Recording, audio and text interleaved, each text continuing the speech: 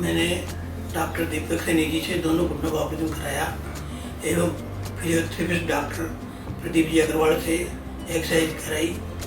अब मैं बिल्कुल ठीक हूँ।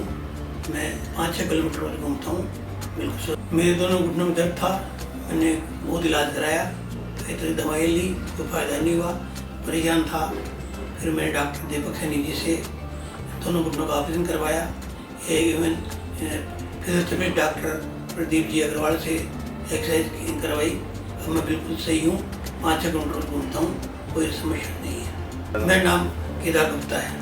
मैं डॉक्टर दीपक सैनी जी से मिला, बहुत अच्छे मिलनसार स्वभाव के हैं, बहुत सज्जन और मिलनसार आदमी है। उनसे मिलकर बड़ा मजा आया और कोशिश करता हूँ कि मैं मिलने वाला कौन से ऑपरेशन